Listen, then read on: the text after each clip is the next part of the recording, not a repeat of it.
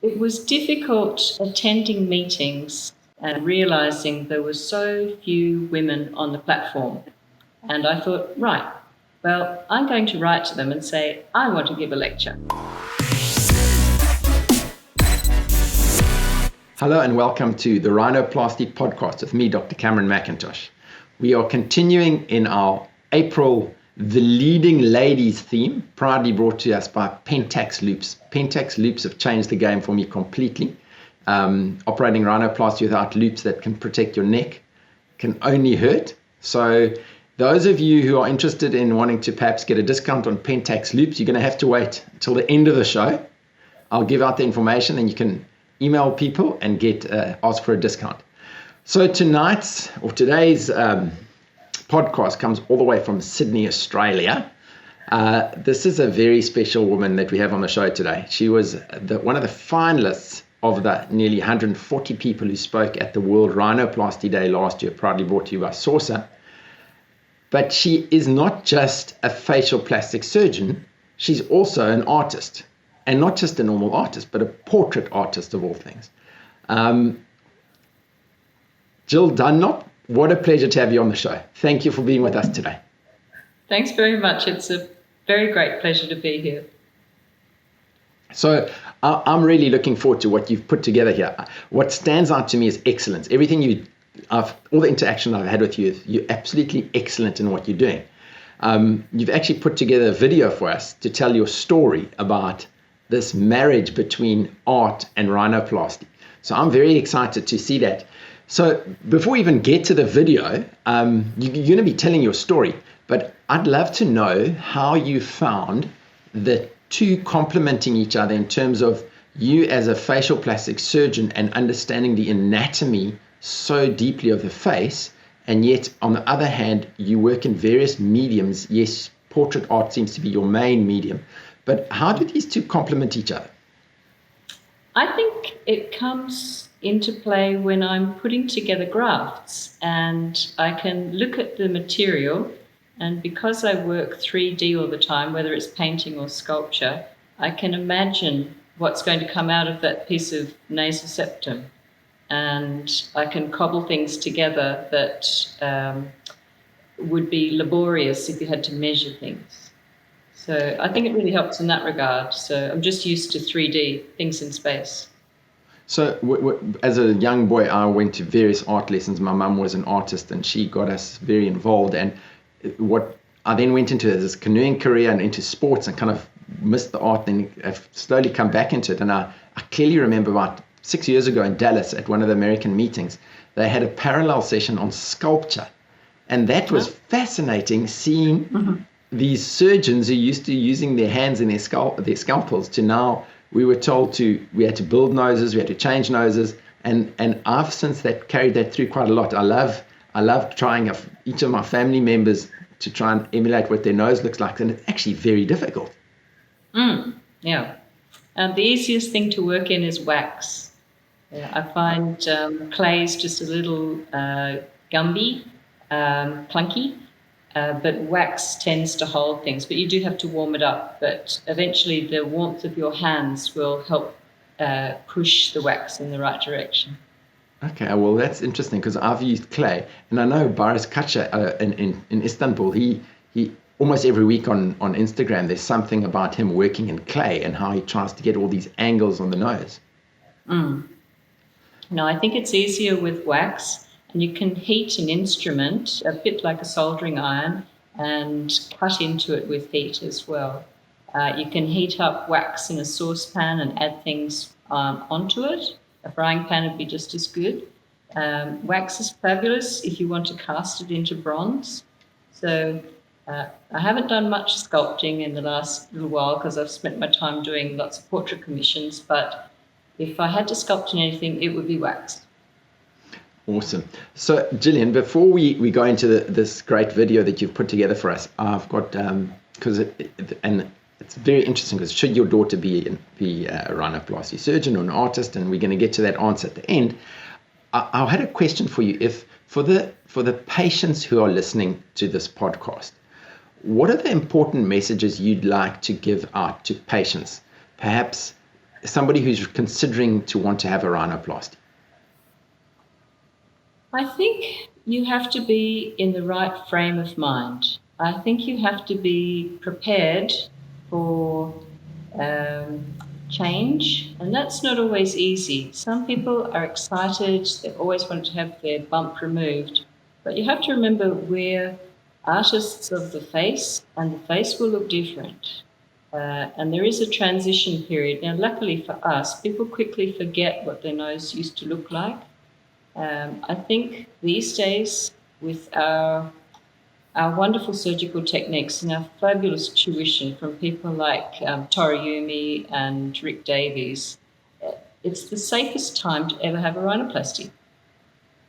I've been performing ENT procedures for many, many years, but it has never, ever been safer. No, absolutely, So I be agree. reassured, but be psychologically prepared.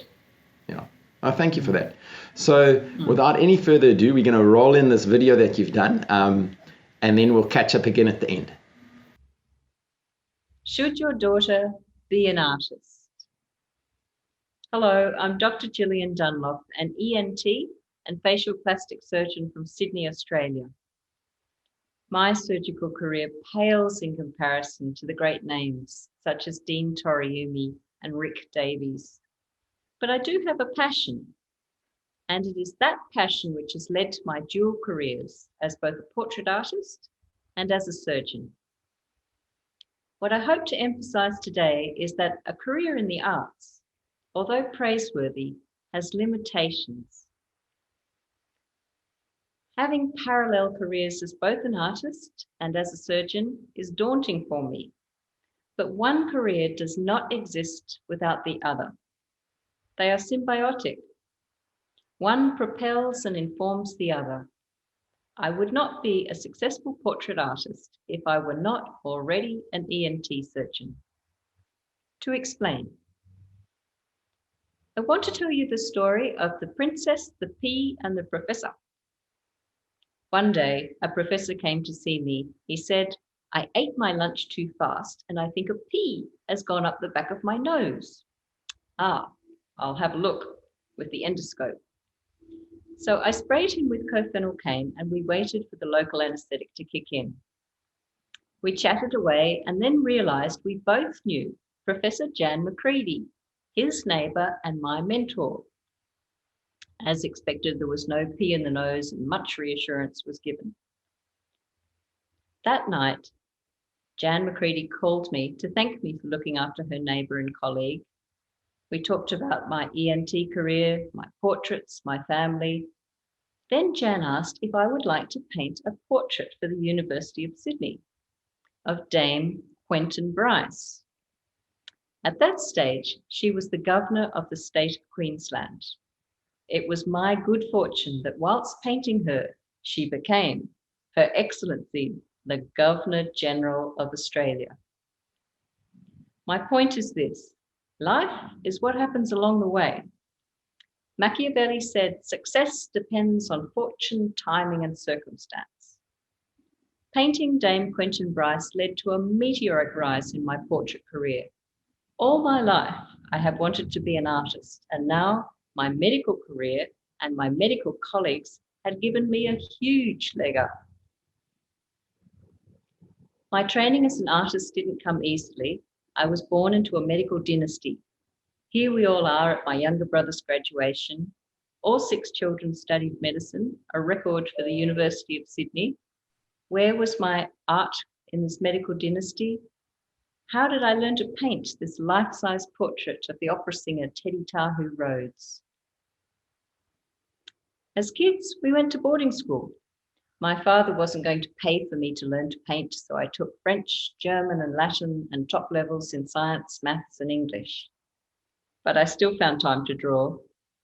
This is a copy of a Rubens portrait I scribbled on the back of a science school program at 16. I was always more passionate about art than science. Without any training in art, I drew this in the local graveyard just after the leaving certificate. Although I had duxed the school, I declared I was going to art college. My father's reply was, "I'm not supporting you for the next 35 years, get a job." So I reluctantly fell back on the family tradition of a medical career, inheriting textbooks, a half skeleton, and the brain someone borrowed from the uni in 1970. We gave it back after my younger brother graduated. I did my best to go to watercolour classes on the weekends in first, second, and third year uni, but by fourth year it was too hard to juggle uni study and art, so I had to put the art lessons on ice. Sadly, with shift work and later fellowship exams, that ice age lasted 12 years. The moment I finished my ENT fellowship, I went straight to art school. It was difficult as a married woman living in Australia to then enroll in the 2-year American facial plastics program. So I took the senior registrar position in Melbourne. Firstly, so I could fly home 800 kilometres to my husband in Sydney each weekend. And secondly, so I could attend the Melbourne School of Art. Now, the art school was right next door to the Daily Planet. For those of you who don't know Melbourne, this was the biggest brothel in Australia. So big, it was listed on a stock exchange. There I was, a newly minted ENT surgeon, desperate to train as an artist, but mistaken for an off-duty hooker by the cab driver. The next year, I undertook a 6-month fellowship with the well-known British ENT surgeons, Professor Valerie Lund, Dr. Ian Mackay, and Dr. Tony Bull. This was in London, which gave me the opportunity to visit wonderful art museums and attend the Chelsea School of Art. My second career in art was back on track. I came back to Sydney in 1997 and was caught up in the whirlwind of setting up my own practice. I still found time to paint and gravitated towards portraiture. This portrait was hung in the prestigious National Archibald exhibition in 2004. The subject is Lucy Cullerton, my then teacher, and a successful contemporary artist. This portrait of the actor John Gayden won the People's Choice Award in 2006 at the Salon de Refusé. Fortunately for me, success led to success. By then I was painting regular commissions. Among my subjects were eminent Australians such as the wife of the Prime Minister, politicians, captains of industry, actors and entertainers. Here are 3 state governors I have painted. Dame Murray Bashir, former Governor of New South Wales. Sir Philip Bennett, former Governor of Tasmania and former head of the Australian Defence Forces. And Professor David de Kretser, former Governor of Victoria. So how do I paint a portrait? What is the process? Let me explain with the example of the portrait of the Chief Justice John Pascoe for the Family Law Court of Australia, a commission I was recently honoured to receive. Essentially, I assess the person, then I make a plan. As a portrait artist, I am merely a conduit. I now paint from life. I paint what I see. I don't just mean the external features of a person, but rather the character or emotion they embody. There is no language more universal than the language of emotion. That is what true art taps into. Be it the art of painting, sculpture, or the art of music. On meeting the Chief Justice, I became aware of his resolute commitment to change in the Family Law Court of Australia. I therefore decided that the message or emotion to be painted was his resolute character. This is reflected in the choice of composition. When you view the portrait, you will note the use of the triangular format because it lends stability to the work. The gaze directed to the right speaks of his determination to bring change to the court's modus operandi. Central to the persona of the Chief Justice is his strong commitment to and reliance on Buddhist teaching. I felt this should be included in the form of the text he clasps in his left hand. To capture the simplicity of the Buddhist teaching he so admires, I chose a limited palette of 4 colours: cadmium red, yellow ochre, titanium white, and ivory black. Painting from life is a joint venture between the artist and the subject. We began with a photo shoot in my studio. This helped us decide on the triangular composition. From 80 photos, I selected 3, then painted 3 small, undetailed images from these photos. John, with the advice of his wife Jane, selected a standing pose since it projected a more resolute image than that which could be gleaned from a seated pose. I then created a thumbnail sketch in pencil in 3 basic tones: light, medium, and dark. The secret is to keep the shape simple. Likeness is not about rendering small forms and details. It's about the structure and the gesture of the head. It's about getting the shapes and masses in the right proportion and in the right place. That is how we recognize someone across a football field. Over the last 7 years, I have periodically taken portrait classes in Nashville, Tennessee. My tutor, Michael Shane Neal, the president of the Portrait Society of America, has generously allowed me to use images from his class in demonstration of this concept. Firstly, we separate the shape of what is in the light from the shape of what is in the shadow. We then use this change in color temperature to make the form turn in space, to look rounded rather like an egg. These shapes are broken down into smaller shapes and tones. Not until the very end are details added.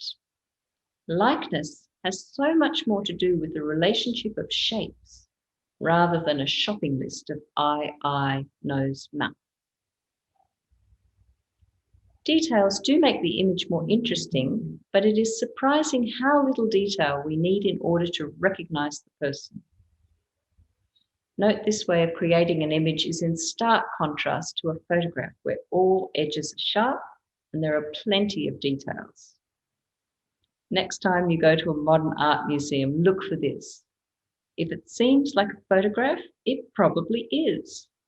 In fact, the image was photoshopped, projected onto the canvas, and then painted over the top. 20 years ago, before the widespread use of projectors, I was taught a similar technique at the National Art School in Sydney. To create an accurate image, we would grid a portrait photograph, grid a canvas of the same dimensions, and transcribe the image across in charcoal. Colour was then added in paint using the photograph rather than a model for reference. This resulted in a very recognisable portrait with many details and many sharp edges. But the human eye is different. When you look at me in your central gaze, I'm in focus. But everything in the peripheral gaze is in soft focus. Painting from life imitates this.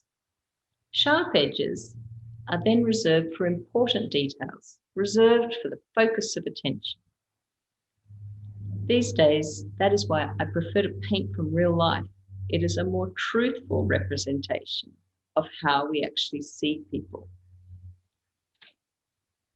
So before the formal portrait of the Chief Justice was begun, one 2-hour session was dedicated to a small portrait study, just his head and shoulders. I was exploring his features while John, of course, was meditating. Painting from life takes longer than painting from a photograph, but the time involved prevents it from becoming a frozen moment. My perception of the Chief Justice evolved over time. Photographs lack this rich resource. We had 6 meetings in my studio, each lasting 2 hours.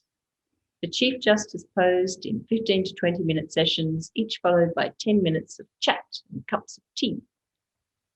To have one's portrait painted should be a pleasurable experience, not just a diary entry. And finally, you may ask, when is the formal portrait finished? When nothing I add makes the message any clearer. the message being his resolute character. How do I balance two careers, portraiture and surgery? How much time do I spend on art compared to surgery? The answer, not nearly enough. I have always tried to be a part-time surgeon, but inevitably I end up working full-time. Curiously, when you restrict entry to your practice, you just get busier. So why don't I give up surgery? There's a very old concept of noblesse oblige that dates back to medieval times. Essentially, it means those to whom much is given, much is expected. Early in my career, I was given the second female ENT position in the state of New South Wales. That was a privilege, but with privilege comes responsibility. The responsibility to use the skills I was taught to the best of my ability. Surgery is the most marvelous career. We have the capacity to allow people to breathe, sleep soundly, and feel confident in their appearance. Surgery is a happy career. Patients are very grateful, and at the end of the day, I feel I have repaid some of that debt or obligation, which is noblesse oblige. My particular skill set is reconstructive surgery of the nose and ears. I won't walk away from surgery because the skills I have acquired in rhinoplasty and otoplasty make people, especially little kids, feel they look normal again, less stigmatized. I've made my work my hobby and my hobby my work. Rhinoplasty for me is art. It's sculpture on the living body. Now, sculpture is about the reflection of light over changing planes. In rhinoplasty, I recreate those normal planes and therefore a normal reflection of light. To explain, here is an excerpt from my website video.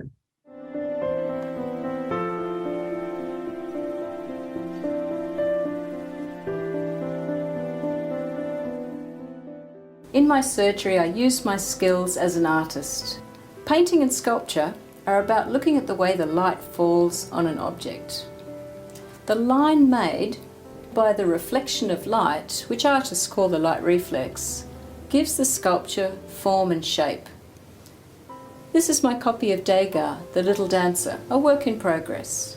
When working on the sculpture, I am constantly looking at the way the light falls.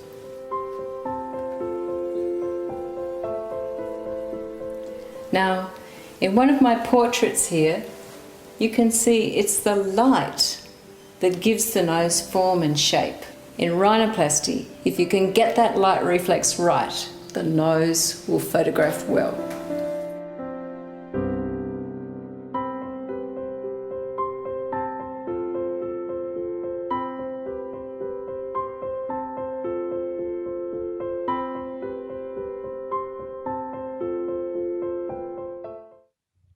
So my art enhances my surgery.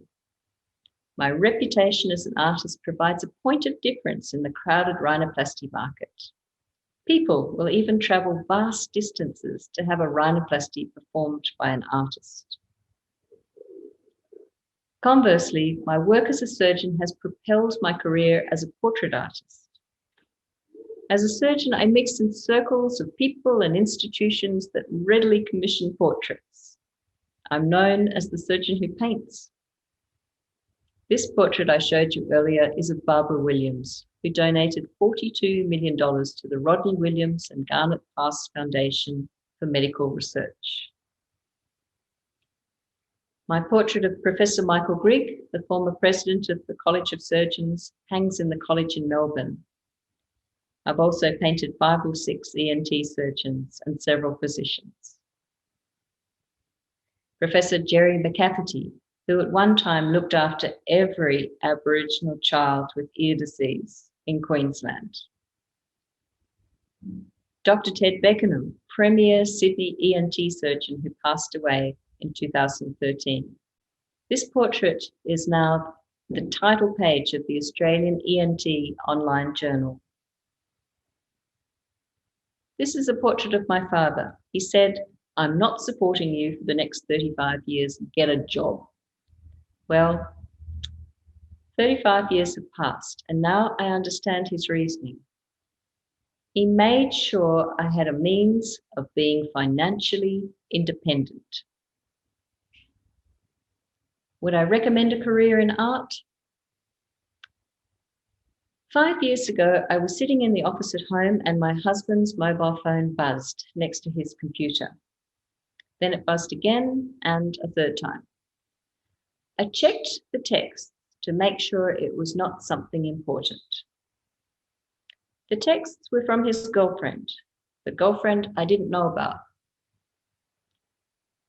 Family breakdown is full of heartache, but at a practical level, it is very expensive. Some women simply can't afford to leave. Because I had a profession, an income outside of my artistic career, I had options. This alone is the most compelling reason for not just pursuing a career in the arts. You need something to fall back on, some means of financial independence. Money doesn't make you happy, but it does give you choices. Although I prefer not to talk about my personal life and recent divorce, it is relevant here. To the young ladies in the audience and the fathers of daughters, I say this. Your profession translates into choices. Some women, such as artists, musicians, actresses, do not have this level of independence, and that curtails their options. Should your daughter or son be an artist? To quote my father, no, get a job. Or to put it in more politically correct terms, find a career that gives you independence. Find something you are passionate about and pursue that career to the best of your ability. Maybe that career will have an artistic angle. Above all, try to leave the world a better place. Thank you once again for inviting me to talk. It was an honor, but it's teamwork. No one gets there alone. We all, as surgeons, have a wonderful team behind us, and I want to thank and acknowledge them as well. Thank you. Sure, Jill, that is super inspiring. I think the amazing thing to me about that story is that you can't hide. An artist brings things to life that we don't always see, and it's just amazing that you've been able to marry these two incredible careers and be as good as you are in both of them. Well, thank you. I think it's been very fortunate to find a career for me that's artistic. I really enjoy what I do. I love going to work. And I enjoy the patients, and I think they can see that I enjoy it as well. So a question I have for you, you spoke a lot about the people who've influenced your life and have mentored you along the way. So who are you busy mentoring and influencing? Oh, gosh. In Australia, there are very few female facial plastic surgeons, but I have Xenia in Melbourne, so she's 800 kilometres away. But we would talk on the phone every couple of months, whether it's about difficult patients or whether we're doing an M&M meeting together over the phone. But I also mentor nursing staff in a way. I think that we should always look beyond our own cohort and always remember that there are people who look up to us, and the best thing you can do, I believe, is just express interest in their lives and the lives of their family. So Jill, there are two areas I want to just touch on when we bring this to a close. The one is, what have been the challenges for you as a woman in facial plastic surgery? Because the theme for the month is the leading lady. So I want to kind of almost lean in towards the negative and the difficult times, and then we'll speak about the good times. So what have been the hard things for you, and how have you overcome those hard things? I think it was difficult attending meetings, the American Academy meetings, and realizing there were so few women on the platform. So in 2014, I'd had an article published in the Annals, and I thought, right, well, I'm going to write to them and say, I want to give a lecture.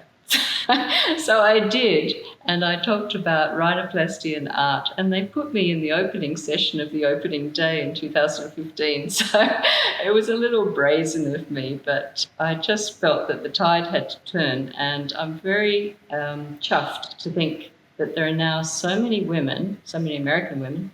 I'm Australian, but I do look to America as a leading country, and I think it's wonderful to see the change. And it's in our lifetime, which is so special. Well, that's great. I know. Well, I mean, thank you on behalf of all the ladies out there. It's been just in my kind of short career, seeing how many more ladies are lecturing and operating. I mean, the Secretary General of our Rhinoplasty Society has just become a professor at the University of Pretoria. That's Professor Nkensani Chowkemalinga. So it's in Africa, things are growing. So then now leaning into like the positives in terms of what have been the good things for you, and how do you see the future of ladies in rhinoplasty? I think the young ladies are much more organized. They seem to have chat rooms, and they're very supportive, whereas when there were just a trickle of us going through, we were still individuals. And I think we were lucky to have peers who just accepted us as colleagues. You know, they didn't think of us as different for being women. The young ladies now are an active force, and I think that they're going to force change. That's great. So I think I want to give a shout out to the listeners out there of the really influential rhinoplasty surgeons, the presidents of the European societies and the American societies. I think it's time that you guys got one of our own, Dr. Gillian Dunlop, to come and do some portraits of yourselves. Maybe I could do a sculpture class. Yeah, no, that would be great. I mean, we would love it. I would love to get you out here, and we have a congress in South Africa, and we do a whole. It would be fantastic. So, Jill, from my side, I just want to say thank you so much. I thank you from the bottom of my heart for that inspirational video you've put together. It's so good to chat to you. And I just wish you all the very, very best for your future. And please don't paint too much and forget about the too much operating. Try and get that balance right. My pleasure. And thank you once again for the very great privilege of chatting. Fantastic. So those of you who've listened right to the end of this inspiring podcast, I'm going to now tell you who you can get hold of for these discounts on the Pentax loops. It's kind of a bit weird. You've got this super high technology of prism loops with a wide view, and here we're talking about art and painting and stuff. But anyway, you want to be able to see what you're doing, so get hold of these things and save your neck in the same time. So go to www.pentaxloops.com. So that is PENTAXLOUPES.com. Email them, tell them you listen to the Rhinoplasty podcast and you want them to give you a killer deal on a pair of loops. So thank you for everybody. We're going to continue next week with another interview. Thank you for listening. Bye-bye.